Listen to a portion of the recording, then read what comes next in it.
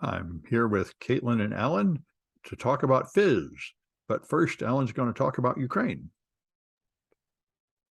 Yes, and a very interesting article from the New Yorker magazine, written by Keith Gesson, about war termination theory. Now that Ukraine's really pushing Russia on the battlefield, Russia suffered a number of defeats, lost a lot of territory that they had previously captured.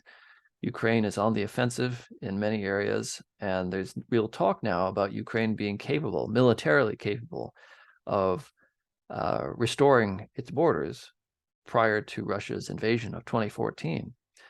And so there's also been a lot of talk about how Russia might respond to this, and Vladimir Putin in particular, being the dictator that he is, may lash out. So we had President Biden talking about the risk of nuclear Armageddon, which is exactly the kind of sensationalist talk that might well prove to be counterproductive. But this article in the New Yorker provides let's say, a more sober and academic counterpoint to that. And it's a very interesting one because war termination theory is an understudied area, apparently. This is not my area of expertise, but it seems like something we should all get better acquainted with, because war termination theory looks at, as the name suggests, how wars come to an end. And apparently, this is not well studied at all. There's been a lot of study on how wars begin, how wars are prosecuted, and also on the possibility of nuclear warfare and preventing nuclear warfare. And there are different schools of thought, and many different academics have looked at this. But how wars come to an end is actually a very understudied area. And so this article focuses on a few of the leading proponents or academics that study this, one of whom being named Hein Goemans, a Dutch academic who teaches at University of Rochester in the US. And he looks at why some wars end very quickly and why some wars drag on for a long time, and the reasons why they might drag on. And so this article also dissects the situation in Russia and Ukraine and gives the prospects for this war dragging on or for coming to a quick end, and also the odds of nuclear escalation. And of course, it's all speculative at this point, since Russia is pretty much a personalist dictatorship run by Vladimir Putin. So much depends on what's happening inside of his head. And of course, it's impossible to psychologize and figure out what's going on in there, because he's not always a rational actor, which again figures into war termination theories. If you don't have perfectly rational actors, then how can you predict the termination of the end of the war? And so it may not provide us with any set answers, but it does provide some insight into the circumstances which might allow for the termination of this war and what might follow after that. So, a very interesting read. Well, I mean, without knowing any of the theory, most of us, I think, just assume that the war will end when Putin dies or is deposed. That's the only thing that will end it. Well, not necessarily. For example, if Ukraine is successful in pushing Russia out of the entire country, then Putin might decide to call it quits right there, because the Russian army is already exhausted. They've lost so much equipment, material, and they've lost so many soldiers too, that before long, it's going to be an almost all conscript or all volunteer military, yeah. And they won't be capable of operating any sophisticated weapon systems, and they also won't be capable of any sophisticated combined arms operations in the field. Well, that's why Russia has nukes, right? And that's exactly the concern, is that once Russia runs out of all conventional options, then they'll resort to nuclear weapons. And that will either happen, or that will motivate people to depose Putin. And there's already some rumblings about the hardline nationalists getting involved and possibly trying to make some moves internally. But Putin still has a tremendous sway over the Siloviki, or the very small clique of individuals who have been more or less in power for the past 20 years. So it would be very difficult to get rid of Putin. And if some of those nationalists were to succeed, if anything, Russia would become more dangerous than under Putin. Yes. I always see excited articles by the democracy campaigners in Russia saying now is our chance, but it's not very convincing. Well, I've been doing some reading on this, and it turns out that prior to Russia's invasion of Ukraine and Crimea, in particular in 2014, Putin's popularity was actually falling quite a lot, and he was the most vulnerable he'd been in years. So what's happened since is actually somewhat of a political science mystery, that he's been able to restore his popularity and sustain it so effectively. But there is a possibility that people will one day wake up and decide to be rid of Putin. He is popular, but it seems like he's popular more because people don't think of it, there are any other better viable alternatives, rather than they love him. Yeah, because he jailed Navalny and suppressed him. And that's why I've heard people say he's stable because of his complete control of information. The same thing for Xi Jinping. He can't be overthrown because his people are mostly just sort of hypnotized by propaganda. Yes, and that's certainly part of it. The control of broadcast media, in particular television, is very important to Putin's success and continued popularity. But that's not the only reason, certainly. Yeah. All right. So Caitlin's got some SSDs. Yeah, SSDs are getting even better. Actually, surprisingly better. Some new technologies coming out. So let me share my browser here. So techradar.pro, techradar.com, I should say, has an article written by, let's see, Desire Athro, talking about petabyte SSDs by 2030. Wow, that is a lot of storage. Apparently what's happening is that a lot of manufacturers, such as Samsung, are adding additional layers to their SSD manufacturing process. So instead of having like 1, 2, even 4 layers of storage, they're looking at adding hundreds, if not thousands of layers, which would make SSD storage extremely compact and very dense. And it seems like SSDs just might be the best of both worlds. Currently, as it stands, you either have to have a really slow, old storage mechanism that stores a lot of data, or you have to have something fast like an SSD that doesn't store nearly as much, but is much faster. And I highly recommend the faster storage. I don't think people realize just how important fast storage is on your system. But it's appearing, though, that SSDs just might take over everything if this immense amount of layers come into production. I imagine what's actually going to happen is that it'll be much more than like 1,000 layers. They'll probably make it like 1,100 layers, and then if any of the layers don't work, they'll cut it off in the firmware within the SSDs. But yeah, no, it's things are progressing amazingly for SSDs, and I'm really looking forward to going to the store and picking up a petabyte of SSD storage for $100. That'll be amazing. Sam, you're on mute. So is there some new technological advancement where they can make so many layers suddenly?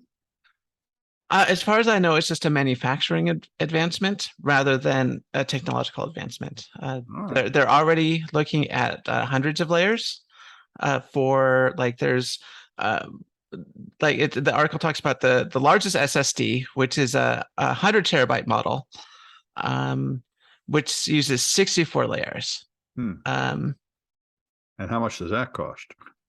Oh, yeah. So that's by a specialty. That's by a specialty. It's by Nimbus Data for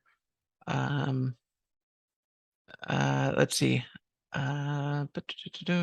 Yeah, if they don't tell you, that's a bad sign. Yeah. I would And assume this- $10,000 or something.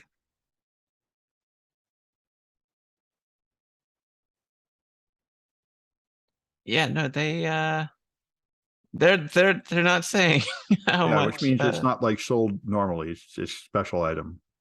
We You can have to probably ask, find you it can't on. afford it. Oh, let's go to shopping. Yeah. Uh, yeah, no, it's thousands and thousands of dollars. It's if you have to ask, you can't afford it. That's right. You Yeah. can't afford it. So All right. Well, there's been another crypto hack. Binance runs 2 smart chains, and they have a bridge between the smart chains, and the bridge got hacked within the last 24 hours. And they stole a number that's some people report 100 million, other people report 600 million. And the way the details are out. There's a tweet thread from a guy who analyzed the attack and explains how they did it, which is pretty interesting. It uses what looks like a ZK proofs, zero knowledge proofs, to move the data from one. And I've heard how this works. You want to move money from one blockchain to another. So what you do is you burn the money on the first blockchain and prove that you've done that, and then you get permission to mint new coins on the other blockchain, matching it. And what this guy did was manage to forge a signature for a very old block. He said one thing about it is they're currently up to like block 200,000, and all of there are 2 transfers of like 100 million coins that came from a specific block in the 100,000s, a really old block. So apparently somebody did a mathematical attack, like a brute force attack, until they were able to forge a signature for one specific transaction for one particular old block. And they used that, which then passed the validation test, so they could then mint the coins from that one block for one particular transaction. So it sounds like pretty much a brute force hash cracking attack, which should not be possible, of course, if they're using proper levels of hash security. So there must be some weakness there. But it's pretty interesting. And they were able to forge one transaction and then play that one transaction twice and steal all this money. So it's interesting to see. And they had an offhand comment in the article, which I thought is great, that the total amount of money stolen from these cross-platform things so far this year has been $2 billion. So they really are a disaster. And I can see why, because it is so complicated. This mathematics to move stuff from one blockchain to another, that obviously you can't do that without making mistakes in the code. And that's what we're seeing. So, again, it's just incredible how much money people are throwing in these crypto platforms that are so manifestly not really ready for prime time. But everybody just figures they'll be in and out before it gets hacked, I think. Anyway, so Alan has got throwaway spies. Yeah, this is a really interesting investigative article from Reuters, and it's about some Iranian spies who had been recruited by the CIA, and about the CIA's eventual abandonment of these spies, despite their delivering on some significant intelligence, and how the U.S. mishandled these spies so badly. I mean, it's just embarrassingly bad how the U.S. mishandled these spies. For some background, the CIA has effectively a hotline to recruit people, potential spies around the world. You can basically but you can send an email or through a secure portal on the website, CIA website, apparently. I haven't tried this myself. You can volunteer your services, and some CIA officer will evaluate your credentials and possibly follow up with you. And so that's exactly what one of the people interviewed in this article did. He was unhappy about the way his company had been treated by the government. Apparently they'd been muscled out of some contracts. And so out of anger, he decided to contact the CIA and started volunteering information about some Iranian nuclear facilities to which his company had some limited access. So one would think that this would be extremely interesting to the U.S. government, and that they would be able to not only leverage his access for potentially much greater gains, but then they would also reward him, and that they would undertake great efforts to protect him. But that's not what happened. Instead, it seems that the CIA, at least at the time, was using such a horrible messaging system, if you can even call it that. They had a website called IranianGoals.com, which was designed to look like an Iranian soccer website. And you could, quote unquote, log in to this and then drop messages to the CIA through this. And so they were directing their spies, including this fellow, to do exactly that. And it's just ridiculous. It was so vulnerable that, of course, Iranian intelligence was able to identify the site, and then they were able to log in themselves without much trouble. It's just horrible, horrible, horrible. And so, of course, this fellow got caught and was imprisoned for nearly 10 years. And the CIA just dropped him, essentially. And there's another story about how some Iranians applied to the U.S. Consulate for visas, not in Iran, of course. There's no embassy there, but in other countries. They go to other countries like Turkey, for example, and apply for a visa. And apparently the CIA uses that as an opportunity to pressure people into doing some spying. So they will kind of lead them on, saying, well, if you give us this information, that is, if these people have any possibility of providing useful information, CIA will tell them, well, if you give this information, then maybe you'll get a visa. And they'll kind of string them along that way. And as documented in this report, at least one fellow did all that, but he never got a visa because he was never a high value asset. And so as soon as he gave them all the information that they could get out of him, they promptly dropped him. And now he's living in a refugee camp, or was living in a refugee camp in Turkey for 6 years before fleeing to Switzerland. Yeah. And we did the same thing in Afghanistan, too. Oh, yes, on a much larger scale there. Yeah. Yes. But you would think that on a small scale, where you have assets that are at times leaving the country, leaving Iran to meet with CIA officers in different countries, like Malaysia, as one fellow did, that that's on a small enough scale that they'd be able to handle that, rather than hundreds of thousands of people being qualified under the, I forget the name of the program, plus their family members. So it's just a bureaucratic challenge there. But in the case of the CIA, you would think that it's much easier. But there are only 100 visas allocated to the CIA every year. Right. So that means only 100 people the CIA is able to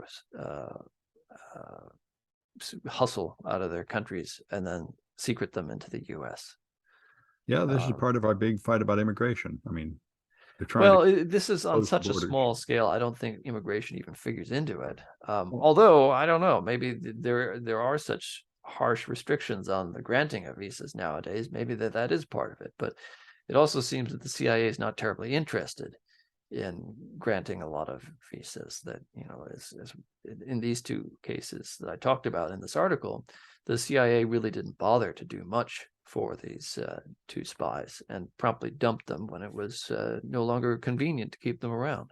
Yeah, I think it's because of a bigotry. I mean, Americans do not, as there's a huge political pressure to not let any foreigners in and to regard them as inferior and unimportant. Well, yes, and that is undeniable. But as pertains to the CIA, it also seems to indicate a certain attitude towards their intelligence assets, that they are essentially disposable, and that there are a number of fresh recruits that are available at any time. And so no particular asset is particularly valuable or important. Yeah, the same attitude a lot of employers take towards their employees. Well, yes, that like too. Colleges, for example. Well, yes, like colleges. Yeah. I feel like we should have a bunch of stories about that. We don't even talk about that these days. Yeah, well, it doesn't hit the news because it's just sort of always around you. But I mean, I think everybody is, a lot of people are in the madness of gig work, and part-time professors are just gig workers. Oh, yeah, and rather lowly ones at that, too. Yep. All right. And then Caitlin's got why they shred storage devices. Right. So back onto the topic of hard drives, there is an article on the Financial Times written by Anna Gross and Alexandria Heel and Ian Bott. And there's some wonderful graphics that I'll scroll down to, and I think they deserve credit for that. But before I get to that part, let's talk about what this article is about. Basically, they talk about how we are destroying old hard drives. This is basic practice. If you are working in a data center, you don't want the data that you have in your data center getting out when you dispose of old hard drives, so they get demolished. And this actually leads to a lot of demolishment of old, perfectly good storage devices that could be going into people's homes, that could be going into there are a lot of, poor people trying to learn computers, and they need hard drives, and they're not getting used ones from these old data centers because they're destroying them. And there are better ways to get rid of data off of a hard drive that does not involve disposing them in a shredder. There are secure deletion options. Platter hard drives in particular, I think, really caused this "we got to destroy everything" data attitude because of just the way the platters work and the fact that you can sort of read old data even if you write over it like once or twice, but not 6 times, not with a secure deletion, not if your company is doing the right thing and encrypting the data on the hard drive as it writes using like the TPM. I mean, there's absolutely no reason anymore to to shred your old hard drives, but it's just extreme caution. And a lot of these companies are losing a lot of money doing it because it costs money to shred. They're creating a lot of trash. And like I said, there are people out there that need these old hard drives that just aren't getting them. And so let's go down to these nice graphics. So they talk about the inside of the data center where it's a high security infrastructure. Global internet traffic grew 15-fold. Yeah. And of course, all these racks contain millions of servers, and they have some lots of neat hard drives on them in these servers. Solid state hard drives are growing in popularity, as I stated.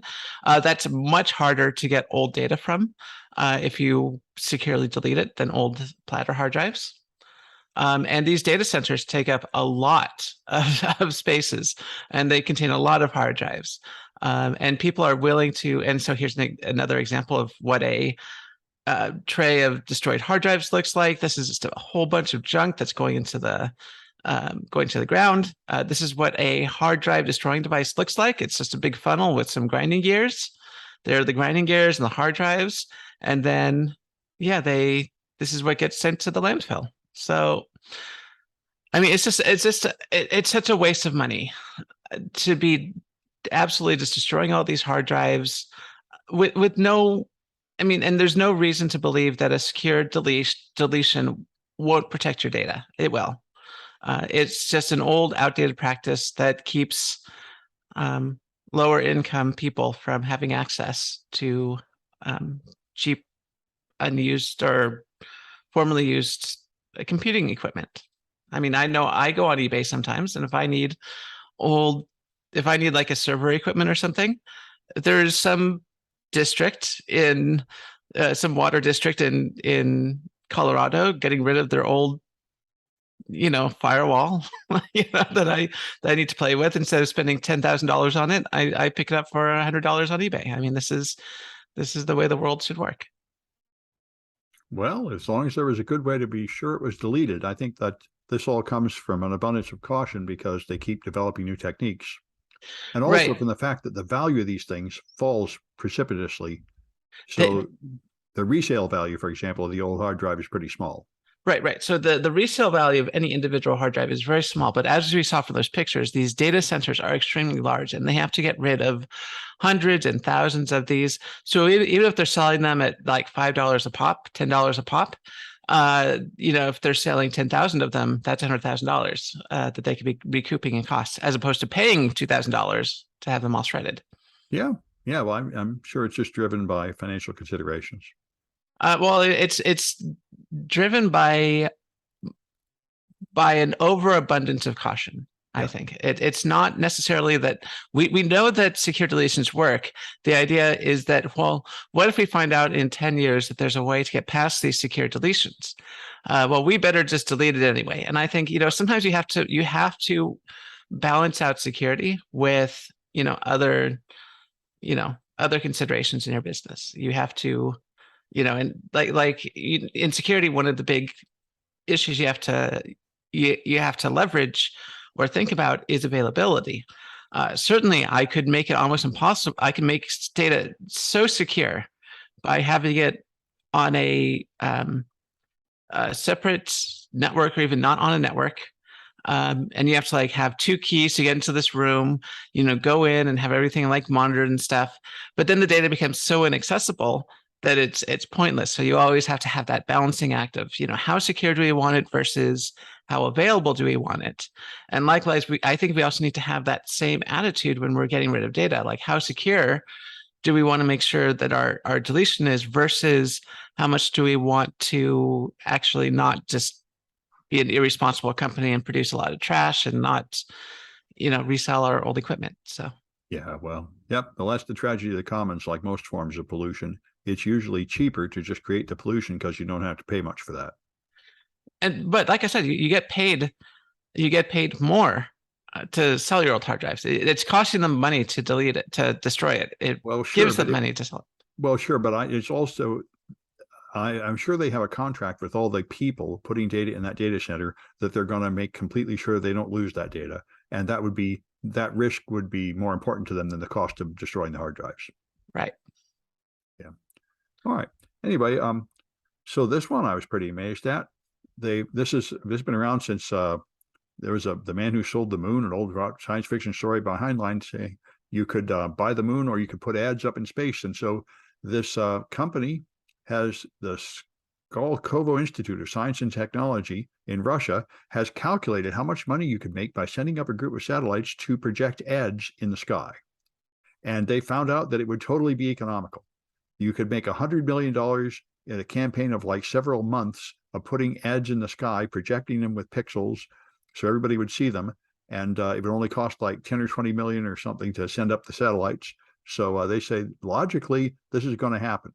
And apparently it's already happened with Starlink. They say you can see those lines of Starlink satellites going by with your naked eye. So apparently we've already accepted the light pollution.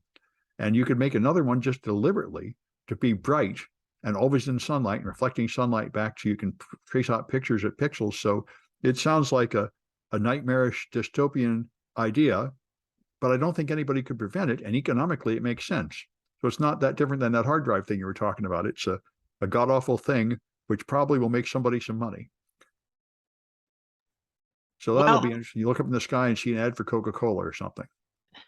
Yeah, it's sort of the opposite of the hard drive thing, where they could be making money, but they don't, because they have these obligations and they really want to stick to security above all else. Here they're doing the exact opposite. Instead of having moral or any sort of conviction, they're like, we could make money by commercializing the heavens. Yeah, it's just like you cut down the trees to put in a housing division, Not in a housing division would actually be beneficial. This is more like cutting down more beneficial than an ad for Coca-Cola. Yeah, exactly. You're cutting down the rainforest to spell out Coca-Cola. Yeah. From space. So something to look forward to. All right. And Alan is going to dump on Rust. No, far from it. But it is an important milestone for Rust, the programming language, and for the Linux kernel, because Keys Cook has just put forth a pull request to Linus asking to incorporate a bunch of changes into the Linux kernel that will allow for the greater use of Rust. I thought they already did that. Well, no. We talked about this earlier on the podcast, but that was only the initial steps to get the process started. Now, the pull request has been filed, and so we're ready to move on to that. Oh, so I'm misunderstanding GitHub talk. Pull means put it in. Yes. Oh, okay. I thought pull meant right. Don't put it in. Okay. Right. So there's apparently been a tremendous amount of work that went into this, 176 different contributors, and not only working on the Linux kernel itself, but also upstream on the Rust programming language itself in order to accommodate the needs of Linux. So this has been an ongoing process for some years. It got Linus's blessing a year and a half ago or so, which we talked about on the podcast. And now it looks like it's going to be a real thing. A lot of work still needs to be done. I don't know how much Rust code has been added to the kernel thus far. Probably not very much at all. Maybe none at all. An article I read said that none of it's actually in the kernel yet. Oh, okay, there we go. In principle, it could be used for things that are added like drivers or something. Okay, there we go. There we go. Yes, I think so far it's only C and assembly. And they said one of the problems I saw are that GCC can't compile Rust, and the compilers that do work do not target all the platforms it needs to go to. So Rust is not quite ready to be in the mainstream kernel yet. I see. So we may have to wait then, folks, but this is a good thing. Rust is, by all accounts, a very good programming language. It is a quote-unquote memory-safe programming language, so it's much harder to make those catastrophic security-relevant programming mistakes that have plagued every operating system. And it's also a very energy-efficient programming language. Very popular with developers. And popular, yes. And I know it. I mean, I've got projects. I teach a little bit of Rust. I'll be doing it in the next week or so. It's very nice. It stops you from making like the top 10 mistakes in C. Well, what I really like about Rust is the way that it handles returns from functions. Whereas instead of giving you, like if you, in like Python or in C, you run a function and then you get the result, like you add two numbers and you get the number out. In Rust, it gives you a result instead. So it encapsulates the outcome in like a wrapper that tells you if the function like succeeded or not, and what the result was. And so instead of having like try and accept everywhere, you just have like these results. And if there was an exception, the result would just be like, no, there was an error, couldn't do the operation, sorry, which makes programming in Rust just an absolute dream once you wrap your head around the way that it handles results from functions. I like the way it handles the heap. It is so brilliant. You define something on the heap, and as soon as it goes out of scope, it's automatically freed. You don't have to try to figure out where to put the free and how many times to put the free. It's so obvious in retrospect. Right. And yeah, I mean, that's also a good thing. There's been a few other languages that does something similar in the past. So it's not really a Rust specific feature. Like Objective-C does that as well. Like you don't have to worry too much about memory management, which is nice. Yeah. Very nice. All right. And so Caitlin's got conspiracy theories. Yeah. So it turns out that YouTube is a hotbed for conspiracy theories, and people are, who knew? And people are uploading conspiracy theory videos to YouTube, and it's a big problem. And YouTube really needs to step in and take down these conspiracy videos because, a lot of this information, of course, is not only sort of irritating, it's outright dangerous, like misinformation involving the COVID-19 pandemic. All that misinformation, I should say, needs to be taken down. So there is a article on misinformation review at Harvard, where they were looking at YouTube comments in particular. And what they found is that, and this article is by Lon Ha, Timothy Graham, and Joanne Gray. And they were looking at specifically like COVID-19 and Bill Gates and how misinformation was being spread on YouTube. And they were looking specifically at videos that had been vetted. They were videos from I'm going to call them primary news sources, things like cable news, NBC. And then they looked at the comments, and they found that the comments were hotbeds of misinformation. And so YouTube in particular has been really hyper-focused on taking down the videos. But what this article suggests is that the comments are just as big, if not a bigger problem than the videos themselves, because if you go on to like any video that mentions these topics, there will be just a ton of people arguing and spreading misinformation within the comments. And so there needs to be, if they're going to try to stop this misinformation campaign, it really needs to be a double-edged sword. They need to go after the problematic videos as well as the comments. And so this has the data to back that up. But I would think the comments don't actually reach as many people at all. Well, I mean, that's a good point. I mean, obviously people are reading them, they're responding to them, they're putting their comments on there. And the fact that these videos that do not spread misinformation are essentially causing people to come into the comment section and spread misinformation, means that simply cutting out the bad videos, is not doing enough. Well, I doubt that. I don't have numbers to back it up, but intuitively, I bet that 99% of people just watch the videos and never look at the comments. And the people that look at the comments are a small minority of sort of fanatics. Most everybody I hear from says, never look at the comments. I looked at the comments once and I said, I'll never look at them again. We all know that the comments are a horrible cesspit. I mean, don't go there. Yeah, but it's just like spam. You have tremendous reach.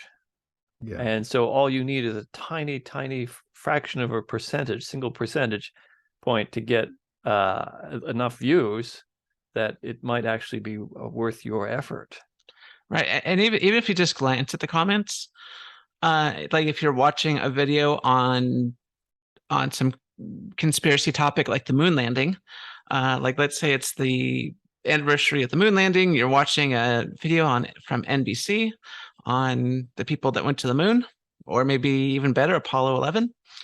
So you're watching a video about Apollo 11, and then you just happen to glance at like the first two comments of the video, which talk about how the moon landing didn't happen, which, by the way, just to be clear, the moon landings did happen.